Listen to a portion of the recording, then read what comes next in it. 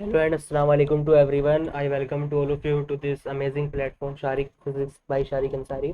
तो यहाँ पर मैं एक शॉर्ट वीडियो बनाने वाला हूँ आज, जिसमें ओम्स नियम या ओम का जो नियम है वो हिंदी मीडियम में मैं डिस्कस करने वाला हूँ यहाँ पे। तो इसी में जो फर्स्ट टॉपिक मैं यहाँ पर लेने वाला हूँ उसको बोला जाता है ओम का नियम।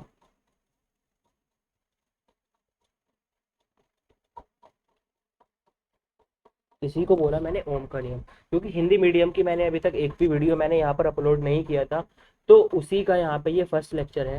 तो ओम के लॉ में होता क्या है उसको डिस्कस करने के लिए मैं यहाँ पर इसकी डेफिनेशन जो है वो डेफिनेशन अगर मैं यहाँ पर लिखूँ तो वो ये होता है किसी चालक के या अगर डेफिनेशन ना भी लिखूँ तो मैं कैसे इसको समझा सकता हूँ, वो ऐसे कि अगर मेरे पास कोई कंडक्टर है, ठीक है, ये मेरे पास कोई कंडक्टर है, कंडक्टर यानी कोई मेरे पास यहाँ पे चालक है, ठीक है, ये मेरे पास क्या है, कोई चालक है। इस चालक के अंदर इलेक्ट्रॉन्स का क्या हो रहा है, प्रवाह हो रहे हैं या इलेक्ट्रॉन का फ्लो हो रहा है जैसे। तो एक पर्टिकुलर डायरेक्शन में इलेक्ट्रॉन्स मूव कर रहे होंगे यहाँ पे, ठीक है। मान लीजिए इस पर्टिकुलर डायरेक्शन में क्या मूव कर रहा है, इलेक्ट्रॉन मूव कर रहे हैं। तो मैं यहाँ पर आपको बताऊं कि जिस डायरेक्शन में इलेक्ट्रॉन मूव करते हैं ना, उसके अपोजिट डायरेक्शन में धारा प्रवाहित होती है, उसके अपोजिट डायरेक्शन में धारा का प्रवाह होता है। धारा यानी कि करंट का प्रवाह होता है, जिसको यहाँ पे आई से डिनोट करते हैं। और अगर इस कंडक्टर या इस चालक के सिरों के बीच मैंने एक बैटरी को कनेक्ट किया, एक बैटरी को मैंने क्या किया, बैटरी को जोड़ दिया, ठीक है।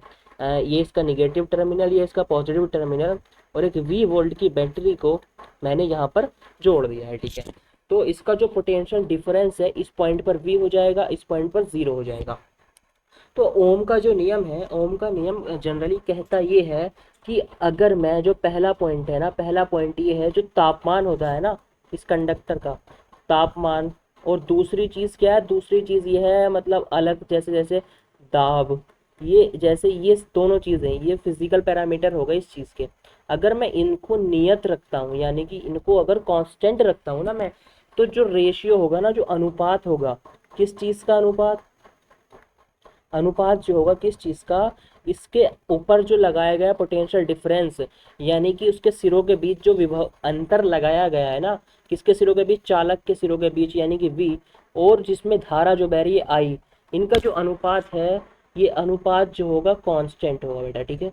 ये अनुपात कैसा होगा, कांस्टेंट होगा, ठीक है। ये बात मुझे ओम के नियम में ध्यान रखनी है। एक चीज़ तो ये हो गई कि वी अपॉन आई जो होगा उसका अनुपात कैसा होगा, ये होगा मेरे पास, हिंदी में अगर बोलूँ तो नियत होगा, यानी कि ये चेंज नहीं करेगा।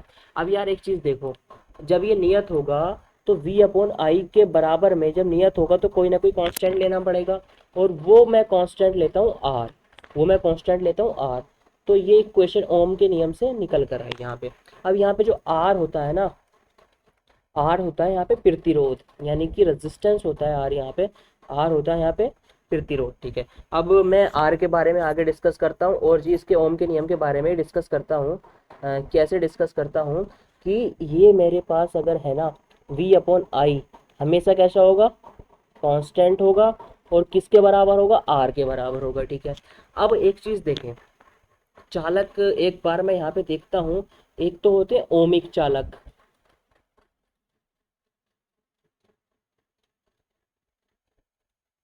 या चालक देखने से पहले मैं ग्राफ देख लेता हूँ ओम्स लॉ का। ओम्स लॉ का ग्राफ होगा क्या, ग्राफ जो होगा उसका ग्राफ ये होगा, मान लो कि मेरे पास अगर मैं ग्राफ बनाता हूँ सही से थोड़ा,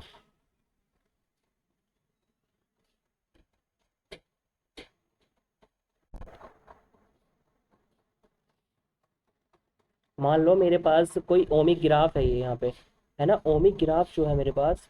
तो उसी की हेल्प से मैं यहाँ पे ग्राफ ये कंसीडर कर रहा हूँ। तो ये मेरे पास कोई ओमिक ग्राफ है, ठीक है, इसका एक एक एक्सिस, एक वाई एक्सिस, ठीक है। अब मैं यहाँ पर ये देख रहा हूँ जो एक्स एक्सिस है ना, जो वाई एक्सिस है, इस पे तो लिया मैंने पोटेंशियल डिफरेंस वी, और एक्स एक्सिस पे लिया मैंने करंट की वैल्यू, धारा का मान आई, ठीक है। ये मैंने किसकी वैल्यू ली, ये मैंने ली धारा की वैल्यू, ठीक है। और एक मैंने यहाँ पर जो लिया, यहाँ पर लिया मैंने विभव का वैल्यू, जो पोटेंशियल होगा उस चीज़ का वैल्यू, ठीक है। तो अकॉर्डिंग टू ओम्स लॉ अगर मैं ये देखूँ कि कोई पॉइंट है, जैसे धारा की वैल्यू मैंने यहाँ पे I1 ले ली और एक पॉइंट मैंने धारा की वैल्यू I2 ले ली, ठीक है। I1 पर जो पोटेंशियल है मेरा मान लो V1 आ गया और इस पे पोटेंशियल जो मेरा V2 आ गया, ठीक है। इसमें थोड़ा सा मतलब ये डिफरेंस ये होगा कि यहाँ पर आई थिंक यहाँ मान लो V1 आ गया, ठीक है, तो यहाँ मान लो V2 आ गया, ठीक है। अब मैं इन दो बिंदुओं को अगर मिलाता हूँ, ये देखें, ये V1 वैल्यू है और एक V2 वैल्यू है, ठीक है।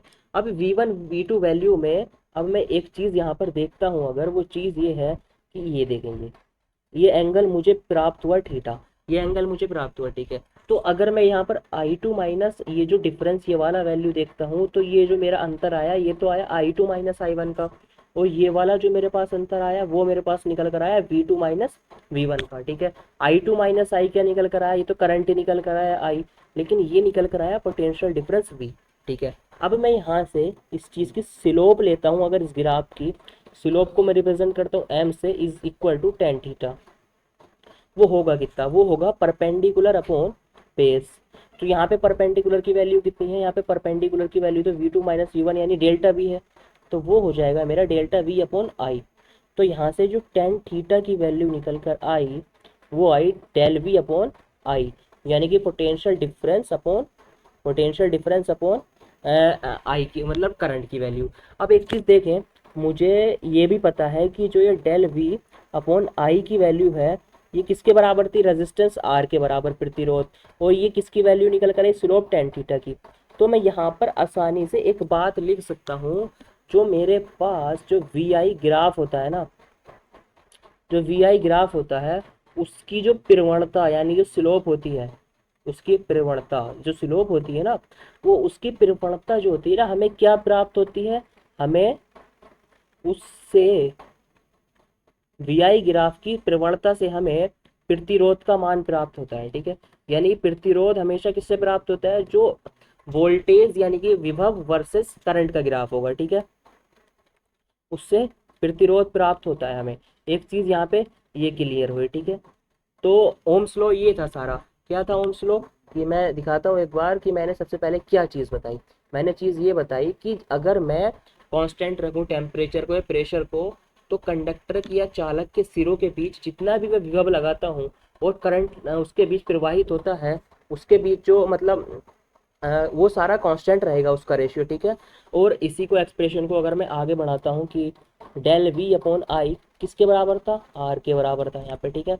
तो यहाँ से जो v इज इक्वल टू निकल कर कितना है, v is equal to I R निकल कर आया, ये क्या है, ओम्स लॉ के लिए एक्सप्रेशन है, ठीक है। अब एक चीज़ देखें कि मैं यहाँ पे एक इंटरप्रिटेशन ये ले रहा हूँ कि अगर मैं श्रेणी क्रम का मतलब वो लेता हूँ, सीरीज कॉम्बिनेशन लेता हूँ रेजिस्टेंस का, तो उसमें जो धारा का मान होता है ना, वो कैसा होता है, कांस्टेंट होता है। धारा कैसी होती है, कांस्टेंट होती है। जब यहाँ पर धारा कांस्टेंट है तो एक चीज़ ये देखने की है, जो पोटेंशियल हो गया डायरेक्टली प्रोपोर्शनल किसके होगा, वो किसके होगा, रेजिस्टेंस के।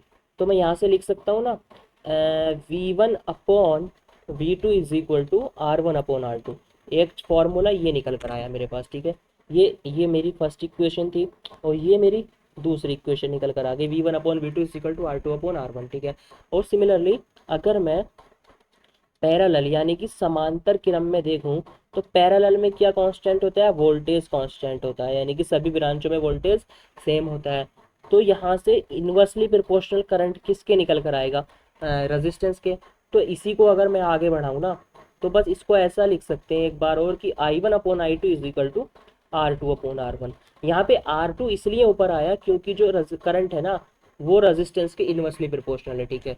तो इस शॉर्ट वीडियो में इतना ही, अगले वाले वीडियो में कुछ मैं नया कॉन्सेप्ट लेके आऊँगा यहाँ पे, जिससे मतलब और ज़्यादा हमको एक्सप्लोर करने का एक्सपोजर मिले।